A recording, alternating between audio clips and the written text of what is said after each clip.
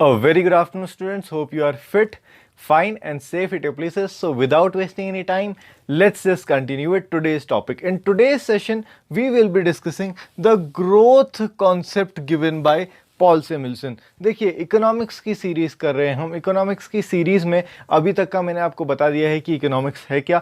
चार अलग अलग कॉन्सेप्ट्स में हमने इसको एक्सप्लेन करने की कोशिश करी है और आज हम फोर्थ कॉन्सेप्ट कर रहे हैं, वेल्थ, वेलफेयर, स्कैर्सिटी। तीनों ही कॉन्सेप्ट्स मैंने कर लिए हैं गाइज आपके साथ। और अगर आपने वो वीडियोस नहीं देखी हैं, आई बटन में मैंने लिंक्स उनके प्रोवाइड कर रखे हैं, ठीक है। So let's start with today's topic. देखिए, आज का जो सेशन है, आज का फोर्थ डेफिनेशन है इकोनॉमिक्स का, जो कि हमें दिया है पॉल सेमिल्सन जी ने, ठीक है। इनका जो कॉन्सेप्ट है वो बात करता है ग्रोथ की। अब समझते हुए चलिएगा, जो डेफिनेशन इन्होंने दिया है, हर सेशन की तरह हम ऐसे ही चलेंगे। पहले डेफिनेशन बताऊंगा, एक्सप्लेन करूंगा फीचर्स के थ्रू, फिर उसके बाद उस डेफिनेशन को हम प्रूफ करेंगे। देखिए, इंटरेस्टिंग है यहाँ पे को कि प्रूफ हम उसको क्रिटिसाइज नहीं करेंगे, ठीक है, बट मैं आपको बताऊंगा कि कौन सा डेफिनेशन बेस्ट है या फिर क्या कंक्लूजन्स हैं ये चार के चार इकोनॉमिक्स के डेफिनेशन पढ़ने के बाद। देखिए, अगर मैं ग्रोथ कॉन्सेप्ट की बात करूं तो economics is the study of how people and society choose with or without use of money to employ scarce productive resources, और इन resources के alternative use होते हैं which can be used to produce various commodities over time and distribute these commodities for consumption now or in the future among various groups in the society. तो भाई, काफ़ी लंबा चौड़ा definition जो दिया है पॉल सेमिल्सन जी ने। एक चीज़ मैं आपको रिमाइंड कर दूं, देखिए, पॉल सेमिल्सन जी जो हैं, he is also known as the father of modern economics. Guys, इस चीज़ में हमारी बात पहले भी हो चुकी है कि Adam Smith is the father of economics और पॉल सेमिल्सन जी जो हैं ये हैं फादर ऑफ मॉडर्न इकोनॉमिक्स। याद रखिए, father of economics and father of modern economics, ठीक है। तो डेफिनेशन तो हमने देख लिया जी। अब let's just move on to the features. सबसे पहले इनने एम्फसाइज किया है इकोनॉमिक प्रॉब्लम पे, ठीक है। अब ये इकोनॉमिक प्रॉब्लम क्या है? ये है problem of choice that arises due to scarce means and unlimited wants. जो रिसोर्सेज हैं, जो मीन्स हैं, वो लिमिटेड हैं और अनलिमिटेड वांट्स हैं। ये चीज़ हमने कहीं पढ़ रखी है। जी हाँ, रॉबिन्स भी, यही रॉबिन्स का भी कॉन्सेप्ट था, उनने भी सेम चीज़ कही थी, ठीक है। तो देखिए, ये बहुत ज़्यादा रियलिस्टिक एक्सप्लेनेशन है इकोनॉमिक प्रॉब्लम का। ये इकोनॉमिक प्रॉब्लम सच में एग्जिस्ट करती है। अब इनकी डेफिनेशन के हिसाब से this has a long term perspective. ये इकोनॉमिक्स का जो डेफिनेशन है, इसका एक लॉन्ग टर्म पर्सपेक्टिव है। कहने का मतलब ये है कि प्रॉब्लम ऑफ स्केर्सिटी, जो हमने ऊपर बात करा है स्केर्सिटी का, कि वांट्स मेरे लिमिटेड हैं, वांट्स अनलिमिटेड हैं और उसके जो रिसोर्सेज हैं वो लिमिटेड हैं उसको पूरा करने के लिए। तो ये जो प्रॉब्लम है, it is not confined to present time. खाली अभी के लिए तो नहीं है जी, फ्यूचर की भी बात हम इसमें कर रहे हैं। और जैसे कि हम जानते हैं कि वांट्स जो है स्टैटिक नहीं है, स्थिर नहीं है अपनी जगह पे, ठीक है। तो उसी तरह देखिए, वांट्स जिस तरह मल्टीप्लाई होती हैं, ग्रो होती हैं, उसी के साथ साथ वक्त के गुजरने के साथ हमारी रिसोर्सेज भी कहीं ना कहीं टाइम के साथ इंक्रीज करेंगी। क्योंकि देखिए, तभी हमारी ज़रूरतें पूरी हो पाएंगी ना। अगर हमारी रिसोर्सेज बढ़ ही नहीं रही हैं, वांट्स मल्टीप्लाई करती जा रही हैं, तो वो वांट्स कभी फुलफिल हो सकती हैं? नहीं जी, रिसोर्सेज को भी बढ़ना पड़ेगा। तो ये सारी चीज़ें जो मैं बता रहा हूँ, ये कौन कह रहा है? ये पॉल सेमिल्सन जी की डेफिनेशन कह रही है, उन्हीं की डेफिनेशन के फीचर्स हैं। थोड़ा सा आगे बढ़ते हैं, थर्ड पॉइंट देखते हैं, डायनेमिक अप्रोच। देखिए, डायनेमिक अप्रोच क्या है?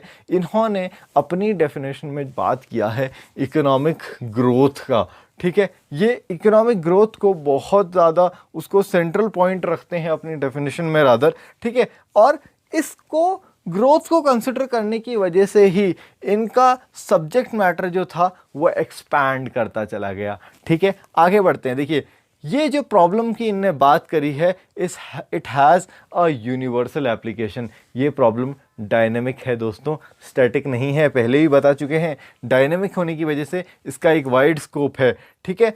अब देखिए, इन्होंने जो एलोकेशन की बात करी है, भैया लिमिटेड हमारे रिसोर्सेज हैं, उस लिमिटेड रिसोर्स को आपको प्रॉपरली यूटिलाइज करना पड़ेगा, एलोकेट करना पड़ेगा, ठीक है। तो एलोकेशन जब आप कर रहे हैं तो ये एक यूनिवर्सल प्रॉब्लम है। ये यूनिवर्सल प्रॉब्लम कैसे है? ये बार्टर इकोनॉमी में भी यूज़ किया गया है, और जहाँ पे को हम मनी को यूज़ करते हैं प्रोडक्ट्स को एक्सचेंज करने के लिए। देखिए, बार्टर इकोनॉमी वो होती है जहाँ पे को कमोडिटीज़ को कमोडिटीज़ के बदले में एक्सचेंज किया जाता है, ठीक है। जो पहले होता था, आज के टाइम में हम प्रोडक्ट्स को एक्सचेंज करने के बजाय हम मनी को दे के प्रोडक्ट को एक्सचेंज कर लेते हैं, राइट। मनी को यूज़ करते हैं टू एक्सचेंज प्रोडक्ट्स अपनी इकोनॉमी में, ठीक है। तो दोनों ही तरह से, दोनों ही इकोनॉमीज़ में हमारा ये जो प्रॉब्लम है ये टेक प्लेस करता है। इसीलिए हमने कहा कि इनकी डेफिनेशन के हिसाब से ये एक यूनिवर्सल प्रॉब्लम है, ठीक है। अब देखिए, फिफ्थ पॉइंट ये कहता है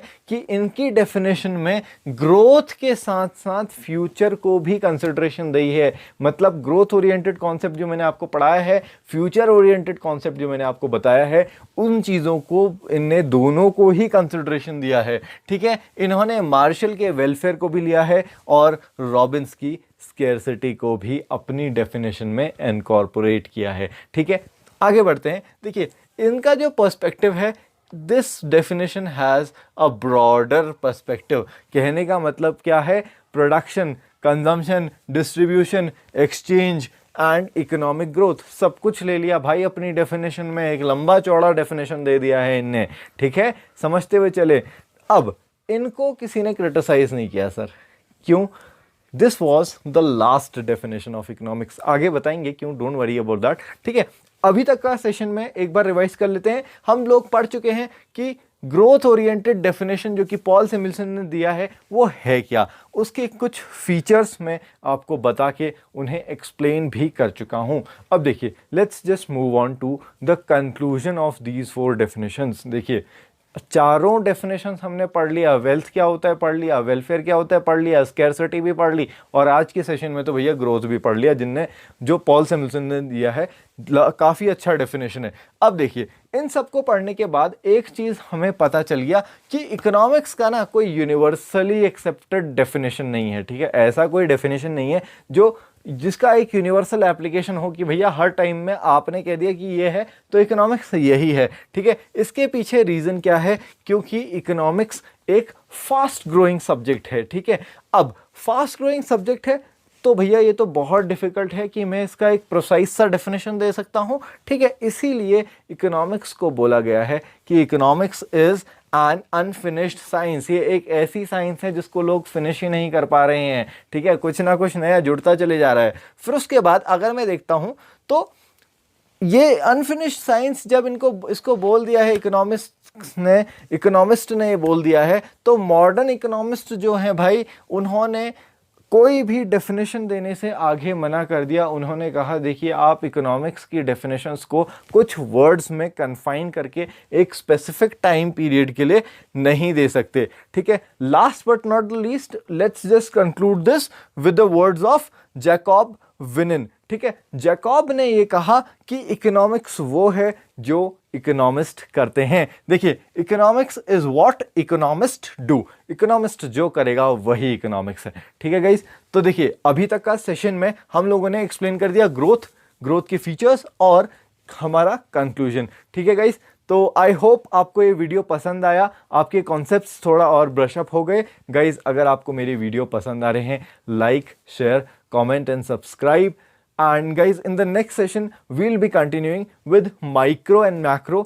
फिर coming sessions में उसी पे हम differentiate भी करेंगे कि micro क्या होता है, macro क्या होता है। Thank you. Have a very nice day. Stay home, stay safe, stay blessed. Thank you.